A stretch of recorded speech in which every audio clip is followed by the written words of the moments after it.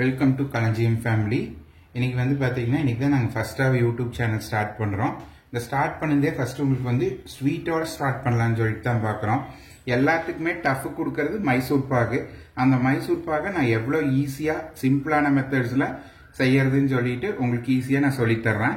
First பாருங்க, இதில் தேவையான இன்க்ரீடியன்ஸ் வந்து எதுவுமே இல்லை. நெய், சர்க்கரை, கடலை மாவு. இதில் வந்து நான் இந்த டம்ளரில் தான் வந்து இப்போ சின்ன டம்ளரில் அளவு எடுத்திருக்கிறேன். இதில் வந்து 3 டம்ளர் நெய் அளந்து ஊற்றிருக்கிறேன். நான் இதில் சர்க்கரை வச்சிருக்கிறேன். இப்போ இதுக்கு வந்து 3 டம்ளருக்கு 1.5 டம்ளர் கடல் மாவு போட்டால் போதும். இப்போ பார்த்தீங்கன்னு சொன்னீங்கன்னா 3 டம்ளர் நெய் வீட்டில் காய்ச்சின நெய் எடுத்து வச்சிருக்கிறேன். இப்போ இதில் வந்து 1.5 டம்ளர் மாவு போட போகிறேன். பாருங்க,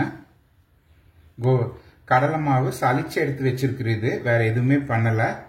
இது 1 டம்ளர்.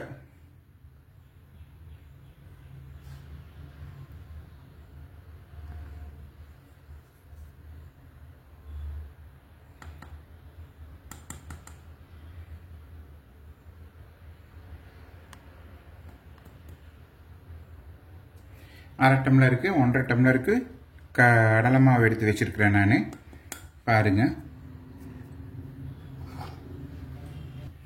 அடிகனமான பாத்திரம் ஒன்று எடுத்துக்கோங்க. 1 டம்ளருக்கு 2 டம்ளருங்கிற விதத்தில் சர்க்கரை எடுத்துக்கலாம். 1:2 ரேஷியோவில். நெய்யும் வந்து பார்த்தீங்கன்னா 1:2ங்கிற ரேஷியோவில் நான் கலந்து வச்சிருக்கிறேன். பாருங்க, இப்போ சர்க்கரை அளந்துக்கலாம். இதில் வந்து 1.5 டம்ளர் நான் அது போட்டிருக்கிறேன். ஸோ 1க்கு 2ங்கிற விதத்தில் போடுறேன்.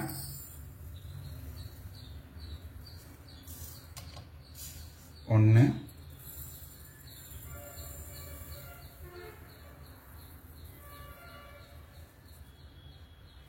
2, அந்த அரை டம்ளர் போட்டதுக்கு 1 டம்ளர் சர்க்கரை போட்டுறேன். நான் உங்களுக்கு இன்னும் கொஞ்சம் ஸ்வீட் வேணும்னு சொன்னீங்கன்னா இன்னும் கொஞ்சம் ஜாஸ்தி போட்டுக்கோங்க. நான் அதுக்கு கொஞ்சமாக போட்டுடுறேன். இப்போ இது எப்படி பண்ணுறதுங்கிறத பார்த்துடலாம். ஸ்டார்ட் பண்ணிடலாம். அடுப்பில் வச்சு மெஷர்மெண்ட்ஸ் எல்லாம் பார்த்துட்டீங்க. அதே அளவு நீங்களும் போட்டுக்கோங்க. இப்போ இதுக்கு வந்து பாகுக்கு வந்து இப்போ சர்க்கரை இந்த அளவுக்கு போட்டிருக்கோன்னா எப்படி வைக்கிறதுங்கிறதையும் மட்டும் சொல்லிடுறேன் நான் உங்களுக்கு. இதுதான் தண்ணியோட அளவு. அவ்வளோதான், போதும். முழுகிற அளவுக்கு இருந்ததுனாவே போதும். அதுக்கு மேலே பாகு தண்ணி ஊற்றாதீங்க. இப்போ ஸ்டவ் ஆன் பண்ணிக்கலாம்.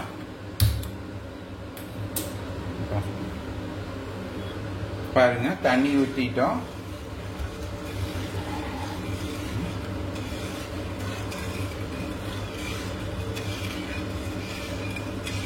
சர்க்கரை கரைஞ்சி பாகு பதம் வரணும்.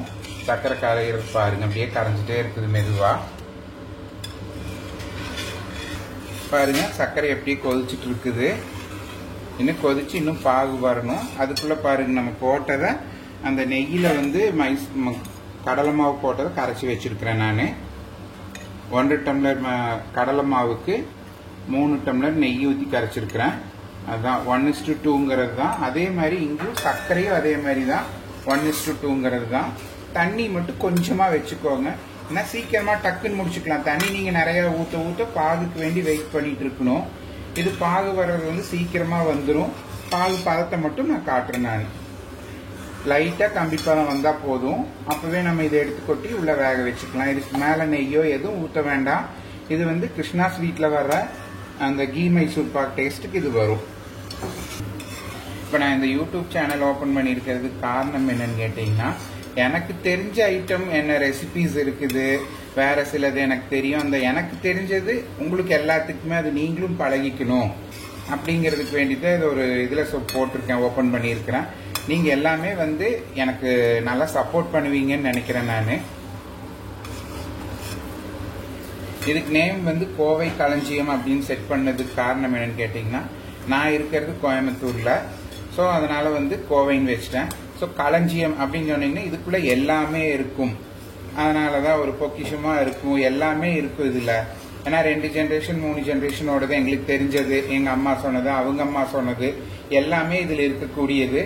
அதனால தான் நான் வந்து உங்களுக்கும் அதை சொல்கிறேன். நான் நீங்களும் இந்த மாதிரி களஞ்சியம்ங்கிறத போட்டிருக்கிறேன். எல்லாமே இருக்கும். உங்களுக்கு என்ன தேவை அப்படிங்கிறத எனக்கு சொல்லுங்கள். என்னன்னால முடிஞ்ச வரைக்கும் உங்களுக்கு நான் அதை வந்து பண்ணி காட்டுறேன். ஸோ ஐட்டம்ஸ் எல்லாமே இருக்குது, ரெசிபிஸும் போடுறோம். அது போக இது வந்து கவுண்டர் வீட்டு சமையல் மாதிரி தான் வருது. கவுண்டர் வீட்டு சமையல் தான்.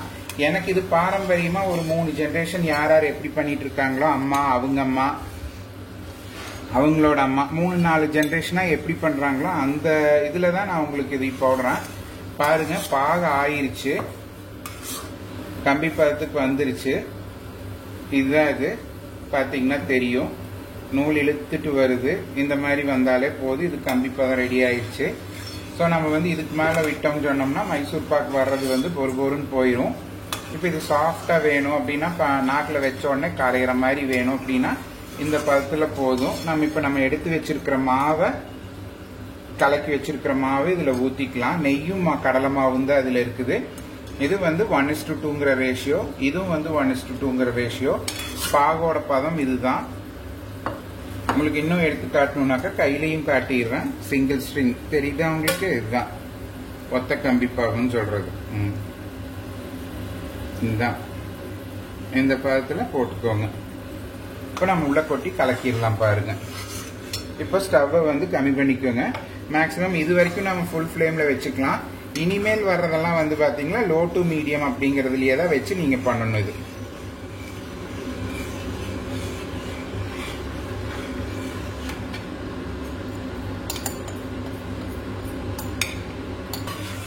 பாருங்க, அந்த மாவு அந்த சக்கரை பாகுல சேர்ந்த உடனே இந்த மாதிரி கொதி வந்துட்டே இருக்கும்.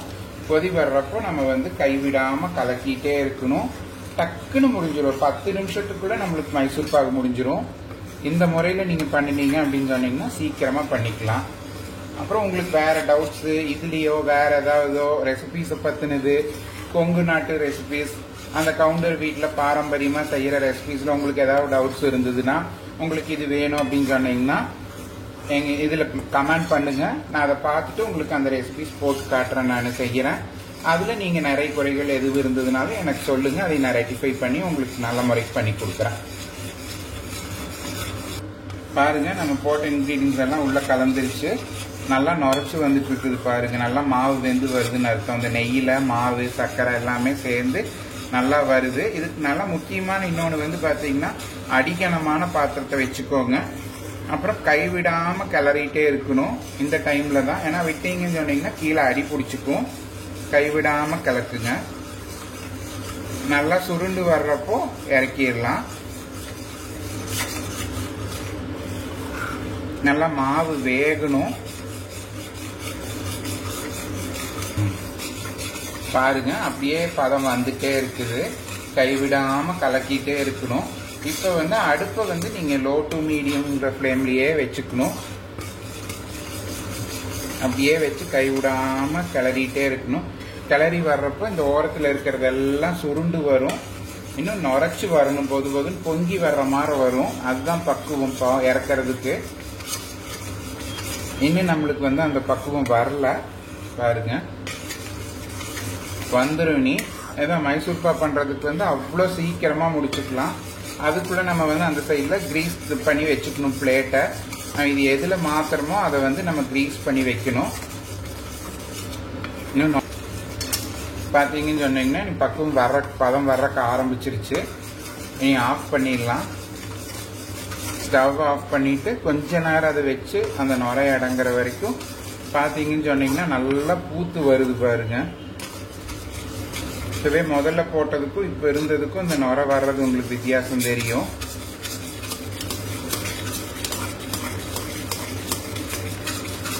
இனி இது கொஞ்சம் இதுக்கு மேல கிளறினீங்க அப்படின்னு சொன்னோம்னா அதுல உள்ள இருக்கிற நம்ம கொட்டி இருக்கிற நெய் எல்லாமே வெளியில வந்துடும். வெளியில வந்ததுன்னு சொன்னோம்னா அந்த மைசூர் பாக்கு நல்லா இருக்காது, டேஸ்ட் இருக்காது, கல்லு மாற போயிடும். இந்த மாதிரி நீங்க எடுத்து வச்சீங்கன்னா தான் டேஸ்டா இருக்கும். கிருஷ்ணா ஸ்வீட் மைசூர் பாக்கு மாதிரி வரும். நாக்கில் வச்ச உடனே கரைஞ்சு போற மாதிரி இருக்கும். பாருங்க, பாகம் வந்து கரெக்டா வந்துருச்சு. நீ இறக்கிடலாம். பாருங்க, இப்படி எடுத்து போட்டோம்னா அந்த நுரை மேல வரணும். இப்படி இருக்கா, அது வந்து இன்னும் நுரைச்சிட்டே இருக்கும். அந்த பாத்திரத்தோட சூடு தீர்ற வரைக்கும் நம்ம கலக்கி கொடுக்கணும். கலக்கி கொடுத்ததுக்கு அப்புறம் தான் பாத்திரத்துல அந்த ட்ரேல மாத்தணும். அது வரைக்கும் அப்படியே இருக்கணும். பாருங்க, அடுப்பு ஆஃப் பண்ணியாச்சு. இப்போ அதை எடுத்து காரியில் வச்சுக்கலாம் சூடு வராமல் இருக்கிறதுக்கு. பாருங்க எப்படி வருதுன்ட்டு நல்லா நுரைச்சி வருது பாருங்க. இப்போ ஃபர்ஸ்ட்ல இருந்ததுக்கு இப்போ இருக்கிறதுக்கு உங்களுக்கு வித்தியாசம் தெரியும், நல்லா தெரியும் பாருங்க. பாருங்க பாருங்க எடுத்து கொட்டியாச்சு. நம்ம கிரீஸ் பண்ண ஆல்ரெடி கிரீஸ் பண்ண பிளேட்ல மாத்திட்டோம்.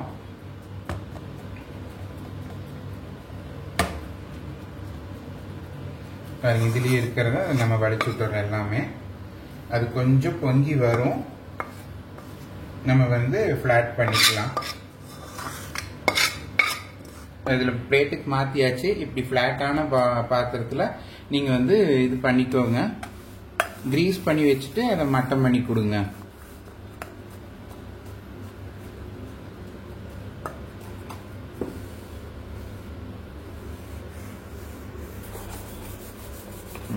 பாருங்க நல்லா ஃப்ளாட் பண்ணி விட்டாச்சு.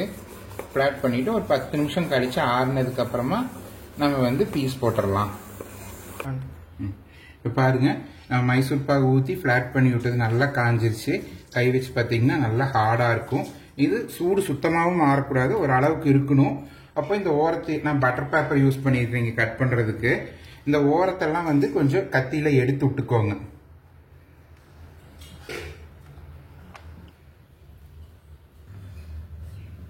நல்லா இப்படி ஓரத்தை எடுத்து விட்டுக்கோங்க. சைடில் 4 சைடும் ஓரத்தை எடுத்து விட்டுட்டு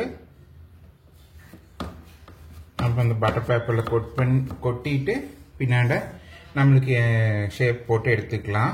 நான் இன்னைக்கு 1 டம்ளர் தான் 1.5 டம்ளர் தான் போட்டேன். குட்டியாக கொஞ்சமாக தான் போட்டிருக்கிறேன். ஏன்னு கேட்டிங்கன்னா குட்டி டம்ளரில் 1.5 டம்ளர் போட்டேன். வீடியோக்கு வேண்டி தான் போட்டிருக்கேன் நான். இது இன்னைக்கு பாருங்க அப்படியே இந்த பட்டர் ஷீட்டில் நான் கொட்டிட்டேன். கொட்டி 4 தட்டி இருக்கும் பேக் சைடில்.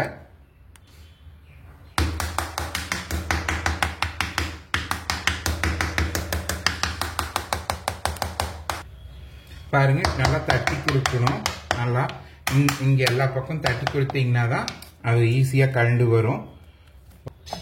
பாருங்க இப்போ கட் பண்ணிடலாம். அது தட்டத்துலேருந்து கீழே கொட்டி பின்னாண்ட தட்டினதுக்கப்புறம் உடஞ்சி வந்துருச்சு, விட்டு வந்திருக்குது பாருங்க தட்டத்திலேருந்து.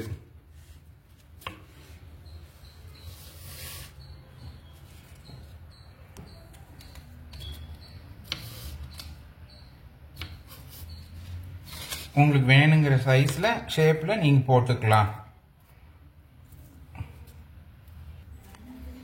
பாருங்க ஃப்ரெண்ட்ஸ், மைசூர் பாக் கட் பண்ணி வச்சிருக்குது.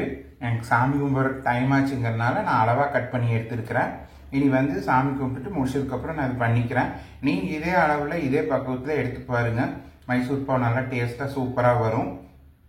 ட்ரை பண்ணி பாருங்கள் ஃப்ரெண்ட்ஸ். உங்களுக்கு பிடிச்சிருந்துச்சுன்னா நீங்கள் ஃப்ரெண்ட்ஸுக்கெல்லாம் ஷேர் பண்ணுங்கள். தேங்க்யூ.